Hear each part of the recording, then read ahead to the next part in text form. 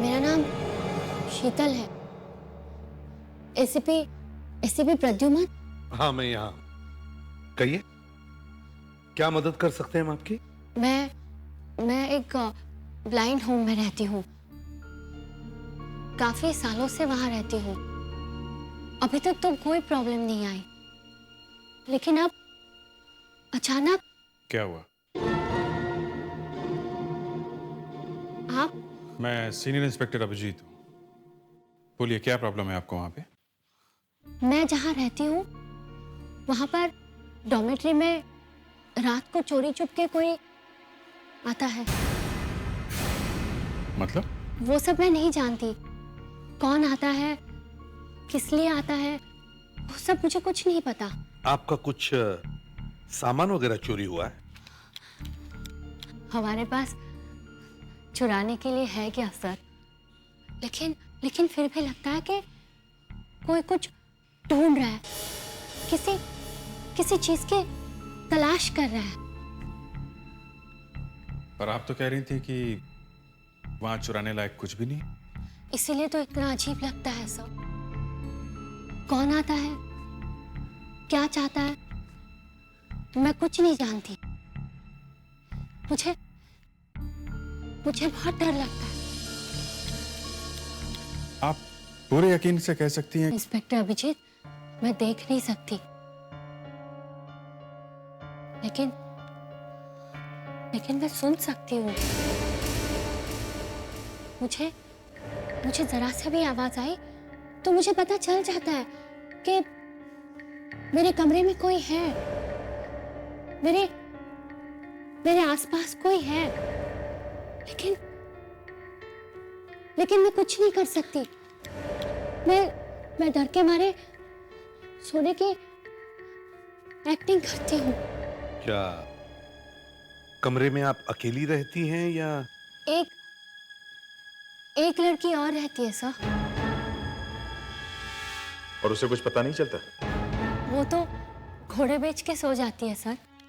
जैसे बिस्तर पे बैठती है सो जाती है, डायरेक्ट सवेरे उठती है। अच्छा, ये जो आपके कमरे में आता है, ऐसा रोज होता है या कभी कभी?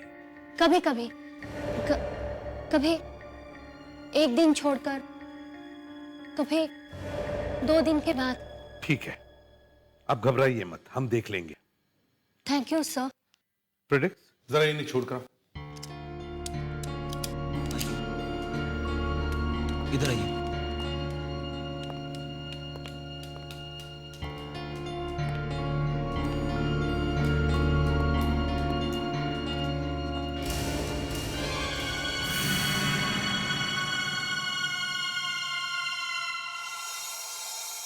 क्या लगता है?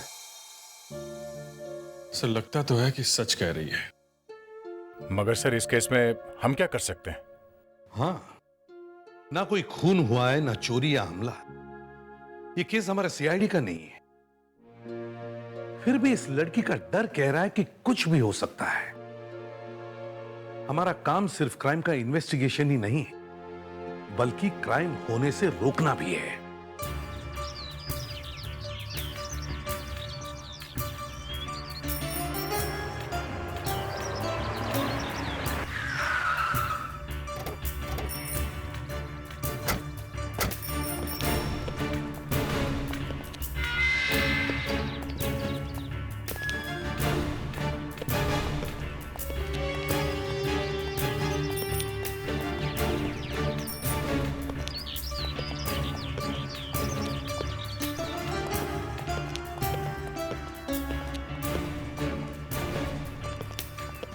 एक मिनट भाई साहब जी, ये शीतल को जानते हो? शीतल? वो 17 नंबर वाली? अरे साहब, उसकी बात मत करो। उसकी बहुत बड़ी प्रॉब्लम है। कभी तो अकेले में बैठकर रोती रहती है और कभी सबके सामने हंसती रहती है। कुछ गड़बड़ है। लेकिन साहब, उससे आप लोगों का क्या काम है? यहाँ के डॉक्टर कहाँ मिलेंगे जो इंचार्ज है यहाँ के? साहब आ रहे हैं, आपके पीछे आ रहे हैं। डॉक्टर साहब? Yes. Senior inspector Abhijeet, CID से। सीआईडी? ब्लाइंड होम में क्या हुआ यहाँ पे? आपके यहाँ एक शीतल मैडम है। हाँ। वो हमारे ऑफिस में आई थी।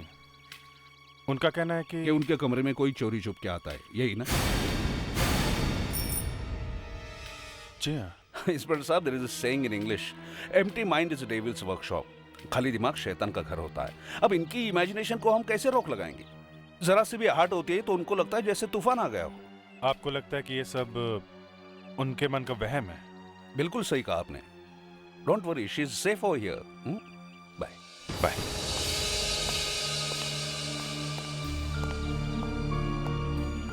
सबको ऐसे लगता है मैं बेचारी अंधी लड़की जिसको करने के लिए कुछ भी नहीं है, इसीलिए बेकार की कहानियां बनाकर टाइम पास कर रही हूँ। नहीं नहीं, हमने ऐसा कब कहा? लेकिन देखिए, हम आपकी बात पर विश्वास करके ब्लाइंड होम गए थे, बल्कि आपके लोगों ने कहा कि आपको थोड़ा ओवर रिएक्ट करने की आदत है। फिर भी हमने छानबीन की, मगर हमें वहां कुछ पता नहीं चला। बात तो वही हुई ना कि मैं झूठ बोल रही हूँ। देखिए मैडम, ब्लाइंड होम में हमने बहुत सारे लोगों से बात की है। अब वो सच बोल रहे हैं कि आप सच बोल रही हैं, उनकी बात पे विश्वास करें कि आपकी बात पे? हो सकता है कि वो सब मिले हुए हो। लेकिन कोई आपके कमरे में आएगा क्यों? चाहिए क्या उसे? यही तो आपको पता करना है। देखिए, हम पुलिस वाले हैं, हमें भी कई चीजें महसूस होती हैं।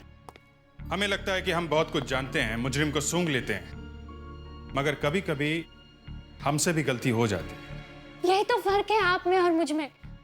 मुझसे कभी गलती नहीं होती। हेलो, अब मैं आपसे थोड़ी देर बाद बात करता हूँ, थोड़ा बिजी हूँ। ओके? देखिए मैडम, हमें लगता है ये आपका वहम है। आपके कमरे में कोई आता जाता नहीं।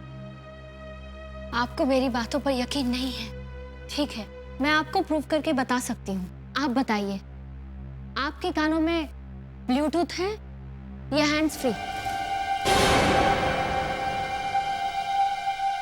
मैंने तो ब्लूटूथ पहना हुआ है, मगर आपको कैसे पता चला? अगर आपके हाथों में फोन होता तो उसे उठाने में कुछ सेकंड तो लगते ही ना।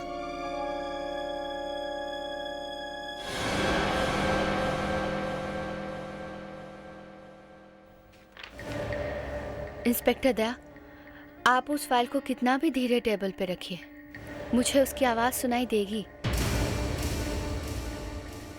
मिस्टर फेडरिक्स, आपका मोबाइल वाइब्रेटर पे है, कब से बज रहा है, उसे उठा लीजिए।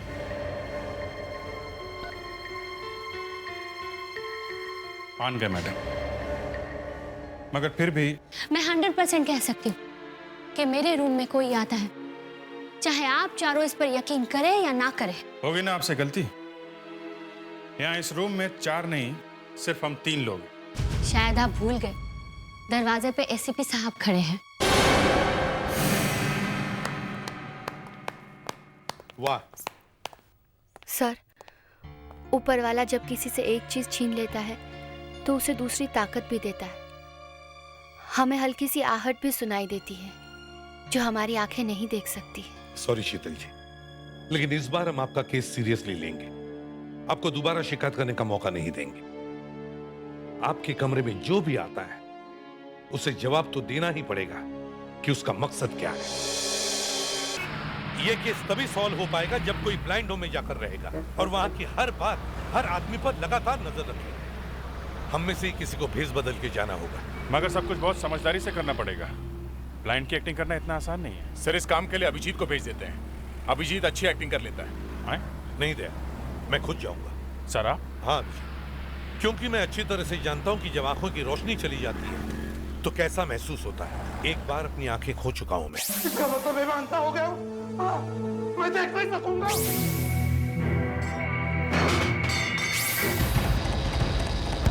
मगर सर, ब्लाइंड होम में एडमिशन से पहले वहां के डॉक्टर आंखें चेक करेंगे, उनको कैसे धोखा देंगे? इस काम के लिए हमारा फोरेंसिक डॉक्टर भी तो है, वो कब काम आएगा? नो सर, मैं आपकी मदद नहीं कर सकती। ये मैं अपने लिए थोड़ी कर रहा हूं। फिर भी मैं दूसरे डॉक्टर को धोखा नहीं दे सकती। मुझे किसी भी हालत में उस ब्लाइंड होम में जाना है। आप एसीपी बनकर भी तो जा सकते हैं।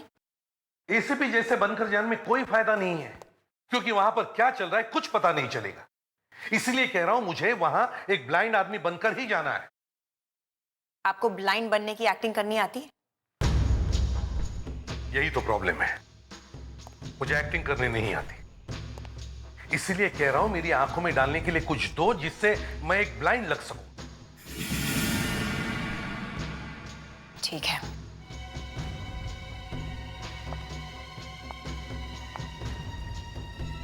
मैं आपको एक केमिकल दे देती हूँ, लेकिन मैं आपको बताऊंगी नहीं कि वो क्या है।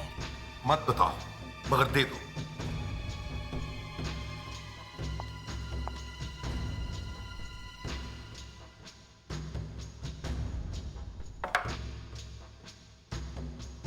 ये लीजिए, इसके 2 या 3 ड्रॉप्स अपनी आंखों में डालिएगा। आपकी आंखों की पुतलियां फैल जाएंगी और आपकी आंखें ब्लैंक लगने लगेंगी। और अगर किसी डॉक्टर ने मेरी आंखें चेक की तो? किसी डॉक्टर को मिलने से कुछ ही देर पहले लगाइएगा, किसी को कुछ पता नहीं चलेगा। Thank you very much doctor, thank you. Sir, ये जो हम कर रहे हैं वो गलत है और इससे आपकी आंखों को नुकसान भी हो सकता है। मुझे पता है डॉक्टर, मगर मुझे ये केस सॉल्व करना ही है।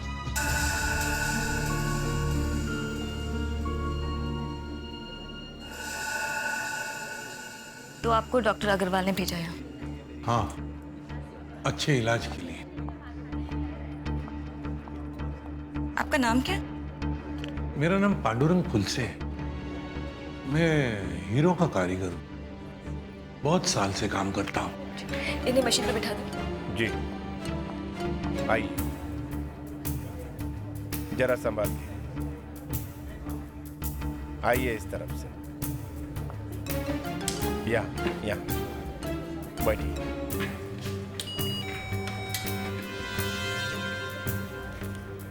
हाँ, यहाँ बाबा जी। हाँ, या आपको कब से दिखाई नहीं दे रहा? 1 साल से। कभी कोई इलाज करवाया? कहाँ से इलाज करवाऊंगा, जब से आंखें चली गई काम भी बंद हो गया। पैसे नहीं इलाज करवाने के लिए।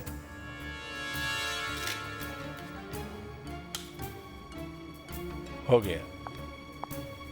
Doctor Shah, yes, is totally blind.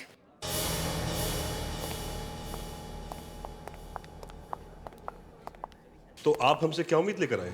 आप मुझे अपने ब्लाइंड होम में रख लीजिए, बाहर मेरा कोई नहीं है। ठीक है, इन्हें बेड नंबर 8 दे दो। आप बेफिक्र रहिए, यहाँ आपका पूरा ख्याल रखा जाएगा। Okay, thank you doctor.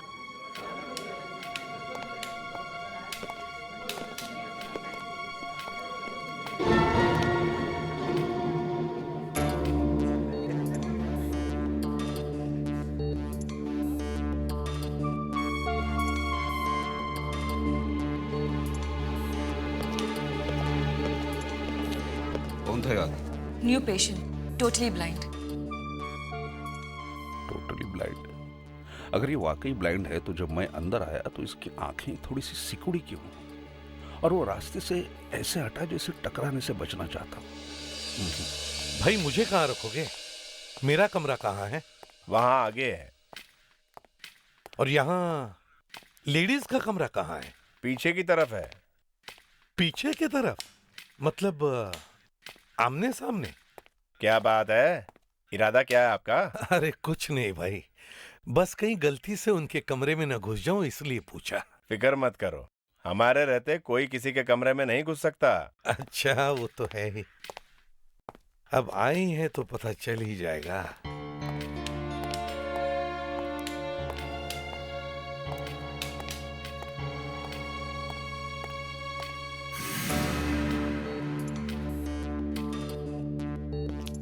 किसी चीज की जरूरत हो तो बेल दबा देना। हाँ जी, शुक्रिया।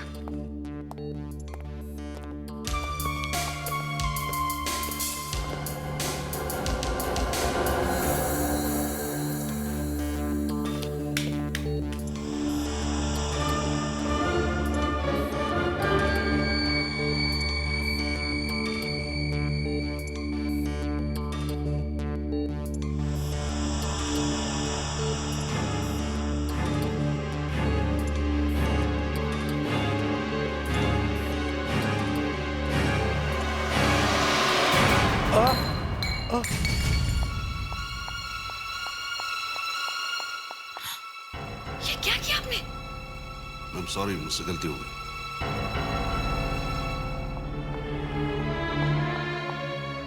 आप घबराइए मत, वो गलती से उनके हाथ से छूट गया। आप बैठिए आराम से।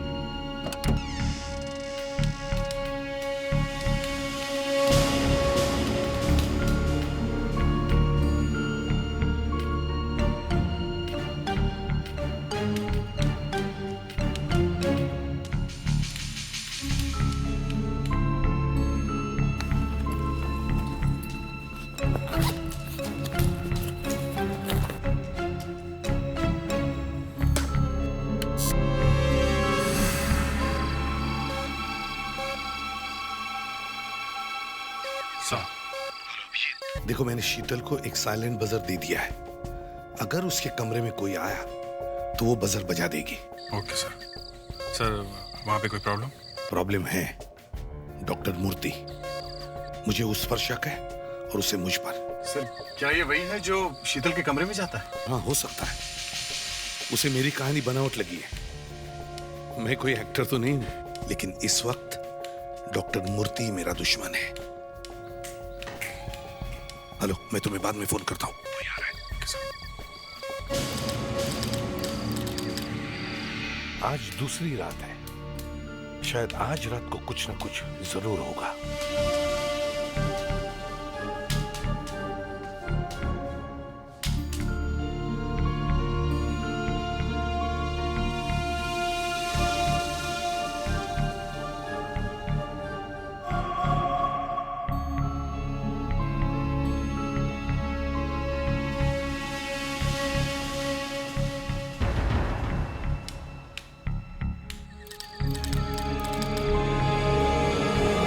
आज तीसरी रात है और अब तक कुछ भी नहीं हुआ।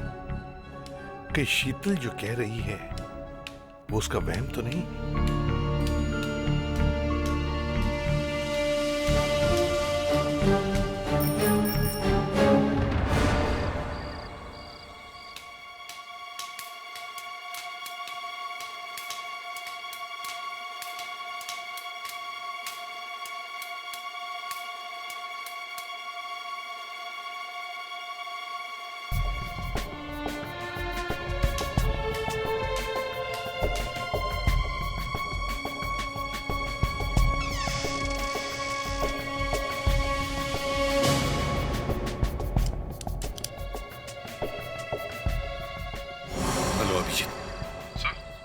देखो, मुझे लगता है हम लोग यहाँ टाइम वेस्ट कर रहे हैं। 4 दिन हो गए शीतल के कमरे में कोई भी नहीं गया है और ना ही मुझे किसी भी तरह का कोई सुराग मिल पाया है। सर आज का दिन और देखते हैं। अगर कुछ हाथ नहीं आया तो फिर ये केस बंद। अभिजीत, 1 मिनट, शीतल का सिग्नल आ रहा है।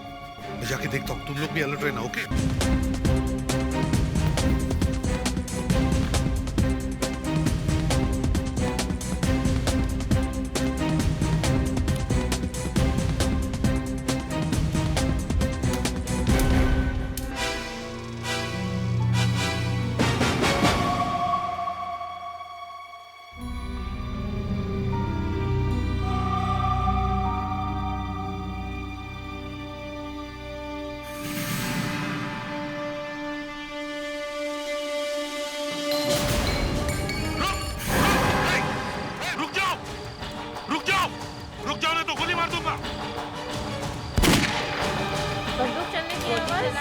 अरे गोली किसने चलाई? क्या हो रहा है? गोली किसने चलाई? मुझे डर लग रहा है। चलो चलते हैं यहाँ से। अरे गोली चलाने की आवाज, ये क्या हो रहा है? मुझे तो डर लग रहा है। क्या हो रहा है यहाँ पर? कौन है?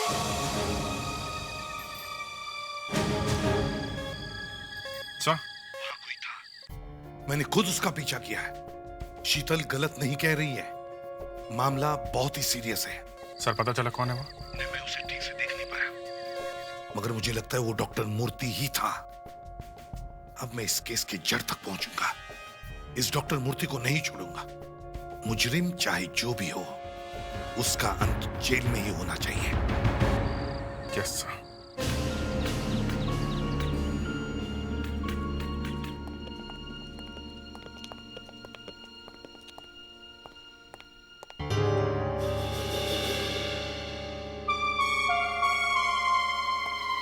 प्लीज मैडम, जरा प्लीज हटिए आप। एक मिनट, सॉरी, एक मिनट हटिए प्लीज। क्या हो रहा है यहाँ?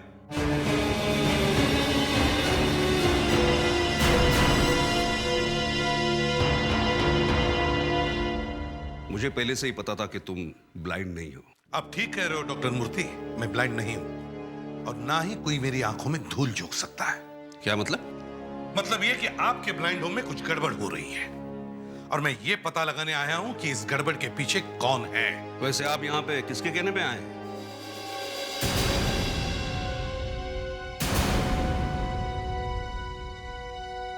तो शीतल के कहने पे आप यहाँ पे आए हैं। लगता है आजकल सीआईडी के पास कुछ काम नहीं है। सीआईडी के पास सिर्फ एक ही काम है, क्राइम को रोकना और मुजरिम को पकड़ना।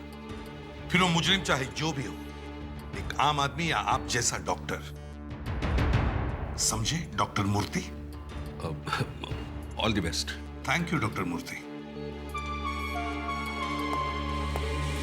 पिछले कई रातों से कोई 17 नंबर बेड के आसपास कुछ ढूंढता है। जो कुछ भी गड़बड़ इस 17 नंबर बेड के आसपास ही है, लेकिन क्या है? क्या चाहता है वो आदमी? सर अभी ये बेड नंबर 17 खाली है, लेकिन 15 दिन पहले जो पेशेंट यहाँ रहती थी उसका नाम राधिका था। और पिछले 15 दिन से ही कोई यहाँ पर आ रहा है। राधिका के बारे में कुछ इंफॉर्मेशन? सर वो यहाँ सिर्फ एक हफ्ते के लिए ही थी, फिर चली गई? नहीं सर, वो मर गई। मर गई? इसका मतलब है हमें राधिका के बारे में बहुत कुछ पता लगाना चाहिए। वो कौन थी, कहां से आई थी, क्या काम कर रही थी? अभिजीत, मुझे राधिका की पूरी फाइल चाहिए।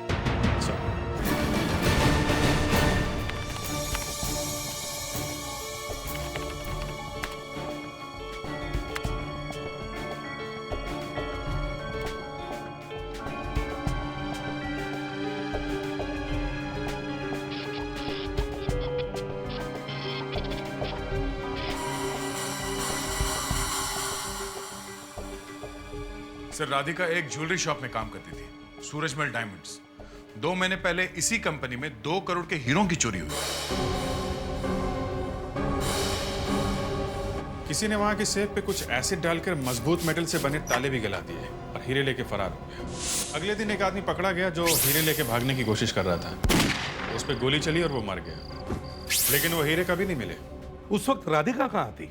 उसी दौरान राधिका ने काम पे जाना बंद कर दिया क्योंकि उसकी आंखों की रोशनी चली गई थी। उसने अपने बयान में कहा है कि गलती से उसने टॉयलेट में काम आने वाला एसिड अपनी आंखों में डाल लिया। केस बहुत बड़ा है सर।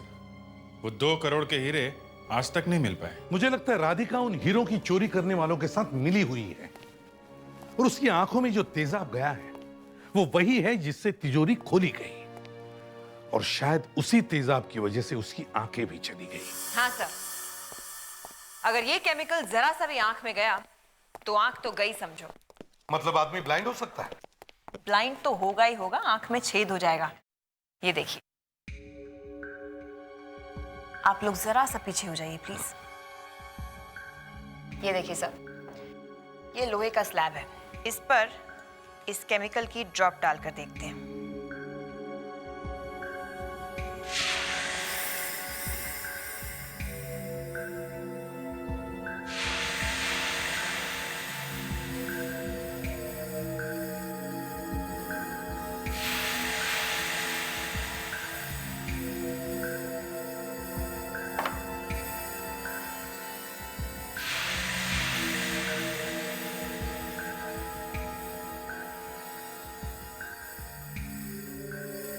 ये केमिकल तो सेफ के ताले में भी छेद कर दे, तो फिर इंसान की आंख क्या चीज है? इसका मतलब है राधिका हीरो की चोरी में मिली हुई थी। जब लुटेरे तिजोरी पर ये केमिकल डाल रहे थे तो शायद गलती से ये केमिकल राधिका की आंखों में लग गया और उसकी आंखें चली गई। मगर हीरे कहां रखे हुए ये राधिका जानती थी, और राधिका तो मर चुकी है सर। हमें यह पता लगाना है कि राधिका की मौत हुई कैसे।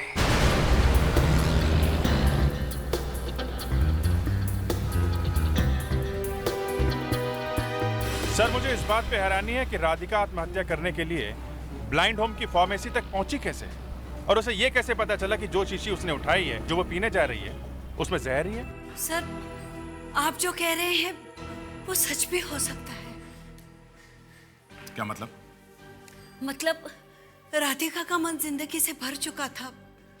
वो चीखती थी, चिल्लाती थी, मुझे मार दो, मुझे मार दो, मुझे मरना है, प्लीज कोई मुझे जहर ला के दो, मुझे मरना है, मुझे इस साल में नहीं जीना है, प्लीज। मैं बहुत पैसे दूंगी, मुझे जहर ला के दो। ओह,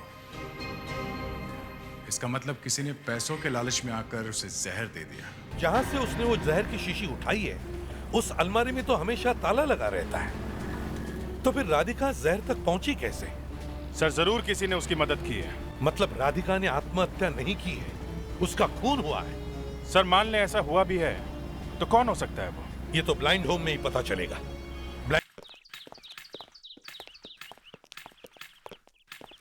सर। हाँ सर, मुरली नाम का एक आदमी पिछले 9 साल से इस ब्लाइंड होम में रह रहा था, मगर राधिका के मौत के बाद अचानक उसने 2-3 दिनों में यहाँ से छुट्टी ले ली। क्यों? वो ठीक हो गया था क्या? उसकी आंखों के इलाज के लिए उसे बहुत सारे पैसों की जरूरत थी। उसका आई ट्रांसप्लांट हो सकता था, बस उसके पास पैसे नहीं थे, और पैसे उसे दे सकती थी राधिका। मतलब उन चुराए हुए हीरो से राधिका ने अपनी मौत खरीद ली है, और अब उन्हीं हीरो से मुरली अपनी आंखों का इलाज करवाएगा। सर, यही वो खूनी है। जानता हूँ, और ये भी जानता हूँ कि मुरली जल्द से जल्द उन हीरो को हासिल करने की कोशिश करेगा। दया, मुरली के बारे में और कुछ पता चला है? सर, डॉक्टर लीना कामत ये केस देख रही थी, उन्हीं से कुछ पता चलेगा सर। मुरली का एक भतीजा है अरविंद। मुरली ने उसे कई बार बुलाया, लेकिन इतने सालों में ना ही वो कभी उसे मिलने आया और ना ही कभी उसकी पूछताछ की। लेकिन 2 दिन पहले मुरली ने अरविंद को फिर से फोन किया। किस लिए? उसे मिलने के लिए। और वो मिलने आया? हाँ, इस बार वो आया भी और उसे डिस्चार्ज करवा कर लेकर भी गया। तो इसका मतलब है मुरली हीरो के बारे में जानता है। मुरली ने अरविंद को हीरो का लालच दिया और अरविंद उसे बाहर ले गया। डॉक्टर, क्या आप बता सकती हैं ये अरविंद रहता कहां है? आप ऑफिस रिकॉर्ड्स में देख लीजिए, एड्रेस मिल जाएगा आपको।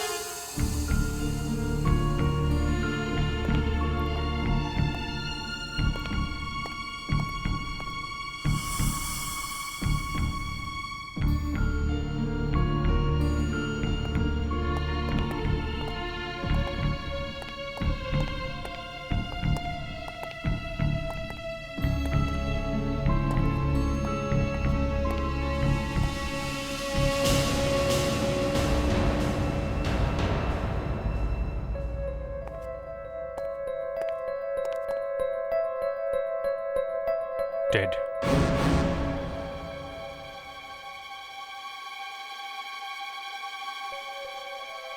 खून अभी भी लाल है, सूख कर काला नहीं हुआ है। मर्डर हुए ज्यादा देर नहीं हुई है सर।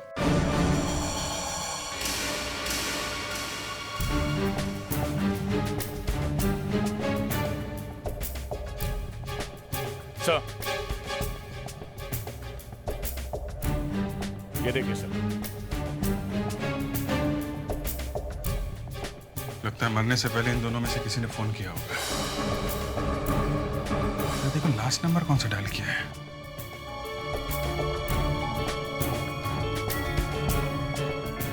वन 4739।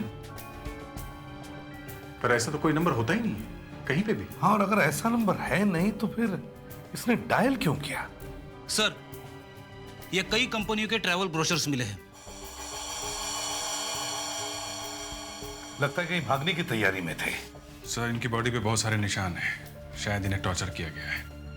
कुछ उगलवाना होगा। जिसने भी इन दोनों का खून किया है वो इन हीरो के बारे में जानता है और इन हीरो के वजह से इन दोनों का खून हुआ है। देखना ये है कि इस 14739 का इस खूनी के साथ क्या लेना देना है। शीतल को लगता था कि उसके कमरे में चुराने के लिए कुछ भी नहीं है, लेकिन उसे यह पता नहीं था कि उसके कमरे में 2 करोड़ के हीरे छुपाए गए हैं और उन्हीं को ढूंढने के लिए कोई उसके कमरे में जाता था।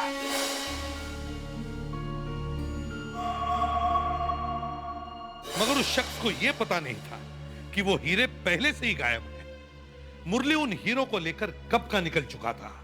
लेकिन उसे पता चल गया कि हीरे मुरली के पास है, तभी उसने मुरली को टॉर्चर किया और मार दिया। सर, हमारा इस मुरली के बारे में छानबीन करना ये सिर्फ ब्लाइंड होम वालों को ही पता था। ये खूनी ब्लाइंड होम का ही आदमी है। वो ना सिर्फ राधिका और मुरली बल्कि हमारी हर बात की खबर रखता है और मेरा तो शक अभी भी डॉक्टर मूर्ति पर ही है। मगर उसे पकड़ने के लिए हमारे पास कोई सबूत नहीं है सर। हमारे हाथ में तो सिर्फ यही एक क्लू है, 14739। क्या हो सकता है ये 14739? किसी बैंक लॉकर का कोड नंबर, किसी तिजोरी का कोड, पोस्ट बॉक्स नंबर, किसी कार का नंबर भी तो हो सकता है। हाँ, लेकिन सर कोई भी कोड 14739 से शुरू नहीं होता। यह भी हो सकता है ये उस नंबर का पिछला हिस्सा हो, इसके आगे कुछ और नंबर हो। पता करो किस चीज का नंबर है ये नंबर ही हमें खूनी तक पहुंचाएगा।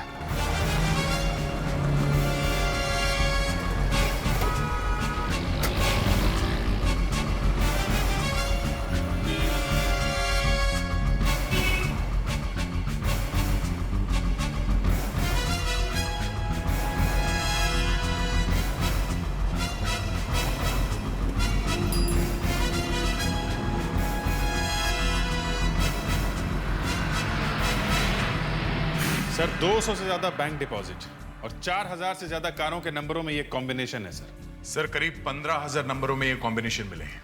सर, और भी कई चीजें हैं चेन में, जैसे कि दुकानों के मेंबर, क्लब कार्ड के member, credit card number, ATM number. और अगर पोस्ट बॉक्स नंबरों की लिस्ट ढूंढना शुरू करें तो सर पता नहीं कहां पहुंचेंगे। जब तुम लोग अपना काम कर रहे थे तब मैं भी अपना काम कर रहा था। मैंने सोचा कि ये 14739 किसी का नाम हो सकता है। नाम?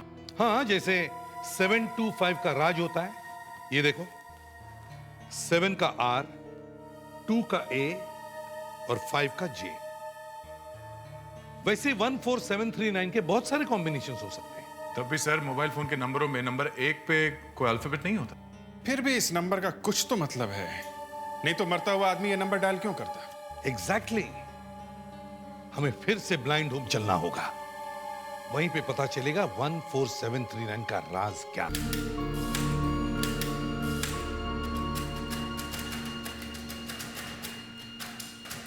क्या मुरली ने कभी आप लोगों के साथ 14739 नंबर के बारे में बात की थी, या आप लोग इस नंबर के बारे में कुछ जानते हो? नहीं सर, ये नंबर तो हमने पहली बार सुना है। अच्छा ये बताओ, ये डॉक्टर मूर्ति कैसे डॉक्टर हैं? थोड़े स्ट्रिक्ट हैं लेकिन अच्छे हैं। अच्छा, ये नंबर उनसे रिलेटेड हो सकता है क्या? उनके घर का नंबर, उनकी गाड़ी के नंबर में ऐसे नंबर्स हों? हो भी सकता है सर, पर हमें नहीं मालूम।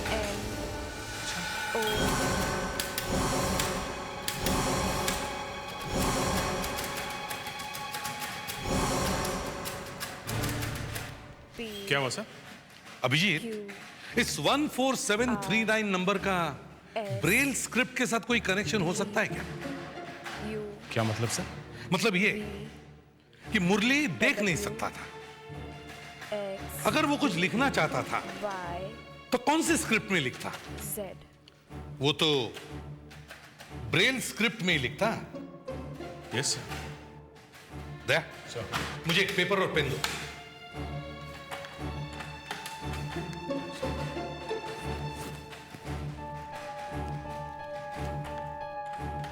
अब मैं टेलीफोन के डायल पर जैसे नंबर लिखे हुए होते हैं उसी तरह मैं इस पेपर पर नंबर्स लिखता हूं।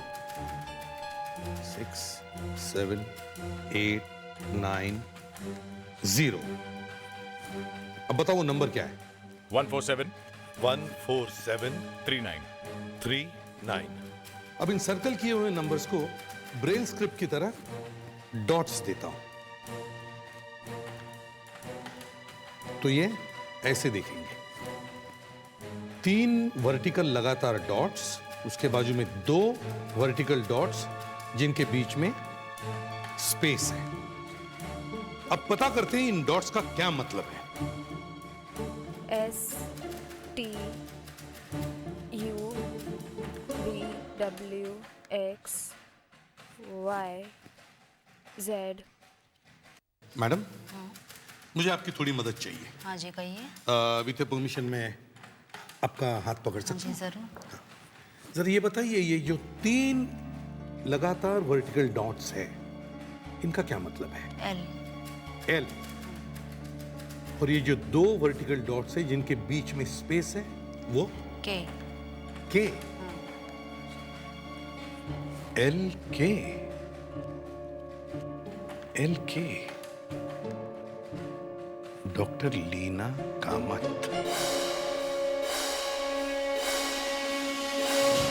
माय गॉड, मुरली हमें यही तो बताना चाहता था। सर, लीना कामत ने हीरो की चोरी की खबर अखबार में या टीवी पे देखी होगी। कल रात सूरजमल डायमंड्स की दुकान में कीमती हीरो की चोरी हुई। चोरी करने वाले ने तिजोरी पर किसी एसिड जैसी चीज का इस्तेमाल किया था। राधिका के मरने के बाद भी लीना कामत हीरो के खोज में लगी रही, मगर जब हम मुरली तक पहुंचने की कोशिश कर रहे थे तो लीना कामत हमसे पहले वहां पहुंच गई और जैसे ही उसे हीरो के बारे में पता चला उसने मुरली को मार दिया। मगर मुरली ने मरने से पहले लीना कामत का नाम टेलीफोन पे लिख दिया। ये लीना कामत इस वक्त कहां होगी?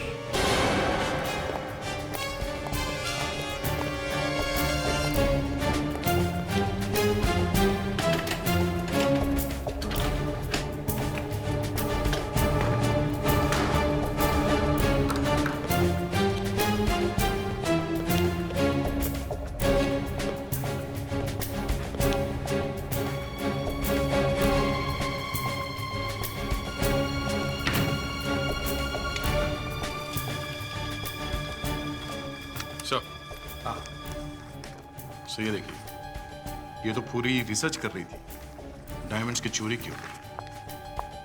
कौन है यहाँ? Doctor Leena, you are under arrest.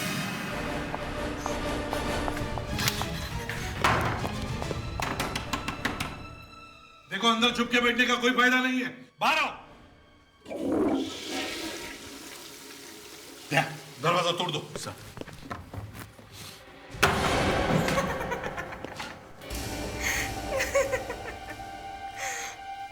क्या करोगे एसीपी? ना रहे हीरे और ना ही सबूत। मैंने हीरो को फ्लश कर दिया। अच्छा, हम सारी स्यूएज लाइन सील कर देंगे, समझे? और हीरो को हासिल करेंगे। लेकिन तुम साबित कैसे करोगे कि हीरे मेरे बाथरूम के पाइप से है? यहाँ तो बहुत सारे बाथरूम्स हैं। हीरे कहां से आए और कहां जाएंगे इससे हमें कोई फर्क नहीं पड़ता। मुरली ने मरते वक्त तुम्हारा नाम लिखा है टेलीफोन पे।